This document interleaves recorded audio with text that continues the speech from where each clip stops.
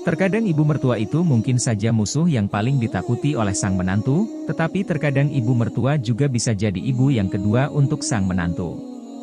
Hari ini cerpen ingin berbagi satu cerita yang meskipun agak panjang namun begitu mengharukan. Ada seorang wanita berusia 25 tahun yang menikah dengan seseorang pria berusia 27 tahun, mereka berdua hidup dengan begitu susah karena mereka begitu miskin. Untuk mereka, untuk melahirkan seorang anak lelaki tidaklah hal yang mudah. Karena perawatan yang kurang baik, kedua ibu dan anak ini ada pada kondisi yang membahayakan saat sang ibu akan melahirkan. Sang ibu mertua juga inginkan supaya menantunya dapat selamat, namun untungnya dokter yang mengatasi mereka demikian pandai sampai kedua ibu dan anak ini dapat selamat. Saat sang anak ini telah berusia 10 tahun, sang ibu hamil lagi dan keadaan yang dialaminya masih tetap sama dengan saat dia memiliki kandungan anak pertamanya. Karena penyakit yang dialaminya masih tetap belum pulih keseluruhan dan efek yang dirasakannya sesudah melahirkan sang anak pertama masih tetap ada, ibu ini bisa harus terima fakta apabila dia akan susah melahirkan anak keduanya. Sang mertua dan suami juga berupaya membujuk sang istri untuk mengaborsi anak keduanya, tetapi sang istri tidak menghiraukannya. Dia memutuskan untuk melahirkan anak keduanya, walaupun sang dokter sudah menuturkan bila dia terserang kanker serviks dan tidak dapat hidup kian lebih 40 tahun.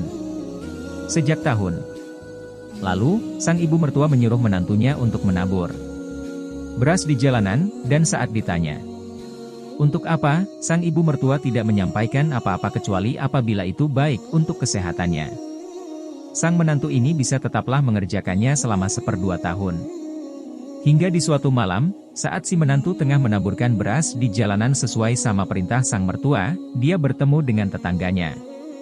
Saat tetangganya lihat sang menantu menaburkannya, dia juga bergumam tidak jelas hingga selanjutnya sang menantunya menghampirinya dan kemukakan pertanyaan segera padanya.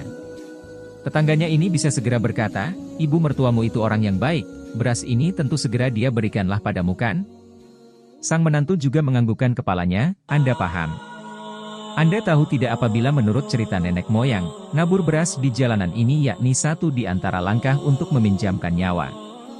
Jika ada orang yang dengan gemari hati berikan beras hasil rendamannya sendiri kepadamu buat kamu taburkan di jalanan, itu berarti orang yang berikan beras itu tengah meminjamkan nyawanya untukmu."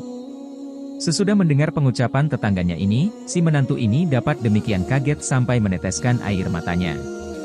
Ibu mertuanya betul-betul orang yang sekian baik. Mulai sejak ibu mertuanya tahu apabila menantu menanggung derita penyakit kanker, tiap-tiap pekerjaan rumah dilakukan oleh si ibu mertua sehari-hari sampai sang menantu bisa pula beristirahat dengan baik di rumah. Dan saat ini sang ibu mertua memakai cara barusan supaya sang menantu dapat tetaplah bertahan hidup. Walau langkah tersebut terlihat seperti langkah YG tidak masuk akal, tetapi untuk sebagian petani seperti ibu mertuanya ini yaitu